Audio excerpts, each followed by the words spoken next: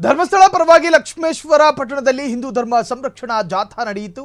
ಜಾಥಾದಲ್ಲಿ ಹೂವಿನ ಶಿಗ್ಗಿ ವಿರಕ್ತ ಮಠದ ಚನ್ನವೀರ ಮಹಾಸ್ವಾಮಿಗಳು, ಬೆಳ್ಳಟ್ಟಿಯ ರಾಮಲಿಂಗೇಶ್ವರ ಮಠದ ಬಸವರಾಜ ಮಹಾಸ್ವಾಮಿಗಳು, ಗಂಜಿಗಟ್ಟಿ ವೃಜನಾಥ ಶಿವಲಿಂಗ ಶಿವಾಚಾರ್ಯರು, ಕುಮಾರ ಮಹಾರಾಜರು ಭಾಗಿಯಾಗಿದ್ದರು. ಹಿಂದೂಗಳ ಧಾರ್ಮಿಕ ಹಾಗೂ ಪವಿತ್ರ ಕ್ಷೇತ್ರವಾಗಿರುವ ಧರ್ಮಸ್ಥಳದ ಬಗ್ಗೆ ಇಲ್ಲ ಸಲ್ಲದ ಸುಳ್ಳು ಅಪಪ್ರಚಾರದ ಹಿಂದೆ ಹಲವರ ಕೈವಾಡವಿದೆ ಎಂದು ಪ್ರತಿಭಟನಾಕಾರರು ಆರೋಪ ಮಾಡಿದ್ದಾರೆ. ಜೊತೆಗೆ ಆಕ್ರೋಶವೂ ವ್ಯಕ್ತಪಡಿಸಿದ್ದಾರೆ.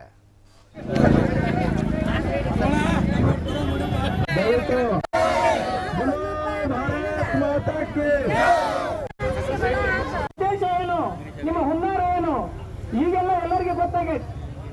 ನಾವು ಹೋದವರೆಲ್ಲ ಧರ್ಮದ ಮೇಲೆ ನಮ್ಮದು ದೊಡ್ಡ ಏನು ಈ ಧರ್ಮಸ್ಥಳದ ಮುಂದೆ ಇರ್ತಕ್ಕಂಥವ್ರನ್ನ ಆದಷ್ಟು ಮಟ್ಟಿಗೆ ಅವಕಾಶ ಯಾವ್ದಾರ ಹೆಚ್ಚು ಕೊಡಿ. ಈಗಾಗಲೇ 17 ಗುಂಡುಗಳನ್ನ ಎಲ್ಲರಿಗೂ ಶರಣಾರ್ಥಿ.